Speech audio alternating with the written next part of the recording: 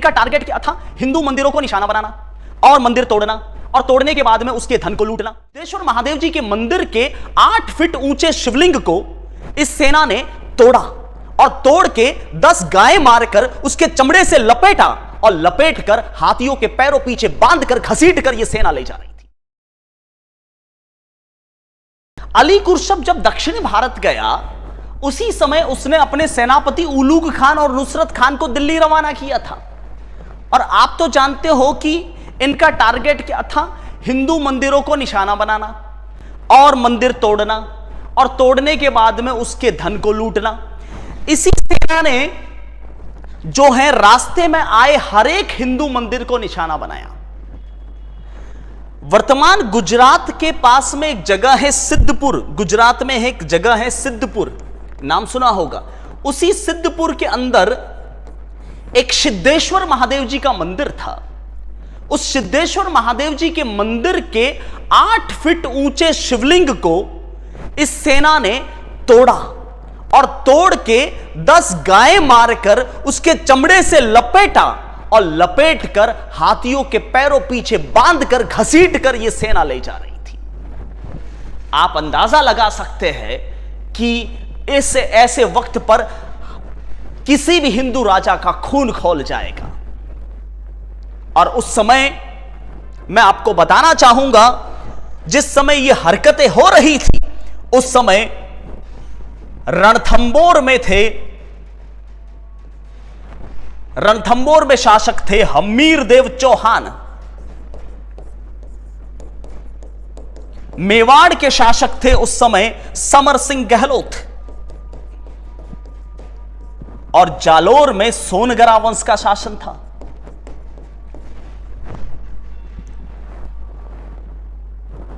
जब यह सेना लौट रही थी तो इसी सेना को हम्मीर देव चौहान के 2 सेनापति भीम सिंह और धर्म सिंह ने हिंदूवाट घाटी में बहुत बुरी तरह से मारा था, और उस हमले में यह नुसरत खान मारा गया था।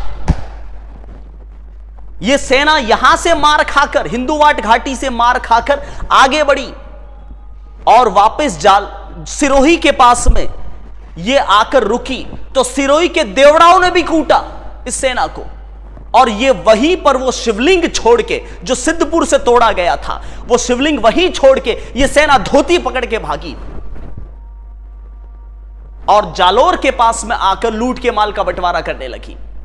जहां शिवलिंग छोड़ा था इस सेना ने, वहीं पर आज सारणेश्वर महादेव जी का मंदिर है सिरोही में।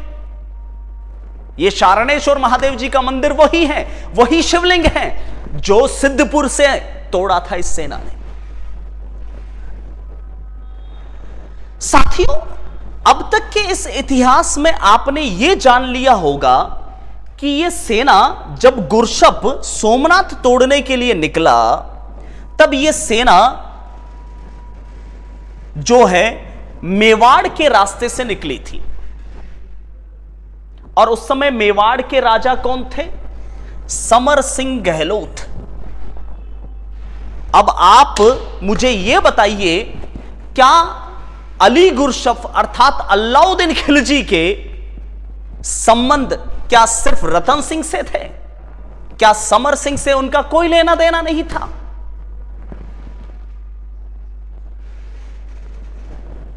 भाई साहब, समर सिंह गहलोत के बारे में मैं आपको बताना चाहूंगा। समर सिंह गहलोत के बारे में सारे इतिहासकारों ने लिखा है कि जब अलाउद्दीन सोमनाथ मंदिर तोड़ने के लिए निकला था, तब मेवाड़ के रास्ते से ही निकला था। या तो समर सिंह ने उनको सहयोग प्रदान किया, या फिर समर सिंह उनसे हार गए, या समर सिंह ने डर के मारे उनको रास्ता दिया। इसका मतलब साफ है कि अलाउद्दीन खिलजी और समर सिंह के पहले संबंध रहे थे। ठीक है, और इसी वजह से नाराज हम्मीर देव चौहान ने मेवाड़ पर हमला करके समर सिंह को मार दिया था। तो अगर आपसे कभी सवाल ऐसा पूछा जाए कि अलाउद्दीन खिलजी ने सबसे पहले मेवाड़ पर हमला किस शासक के समय किया था, तो आपका उत्तर उस समय जो है वह रतन सिंह नहीं होना चाहिए। आंसर क्या होना चाहिए? समर सिंह। ठीक है। तो क्या लगता है आपको, विलेन खतरनाक है या हीरो? कमेंट में जरूर लिखना।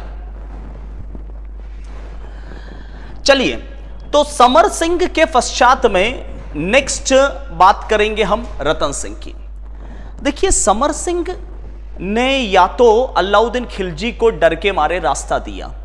अभी तक इतिहास में यह क्लियरिफाई नहीं हो पाया है कि समर सिंह ने युद्ध किया था या सहयोग किया था अलाउद्दीन का, लेकिन समर सिंह ने रास्ता दिया था, यह क्लियर है। ठीक है, जब अलाउद्दीन जैसा खौफनाक व्यक्ति जो है वह हिंदू मंदिरों को टारगेट कर रहा था, ऐसे वक्त में समर सिंह अगर मेवाड़ से रास्ता दें तो यह बहुत अजीब सी बात है। और इसी वजह से समर सिंह के ऊपर जो है रणथंबोर के शासक हमीरदेव चौहान ने आक्रमण करके उसे अधिकार में ले लिया और समर सिंह उस युद्ध में मारे गए थे।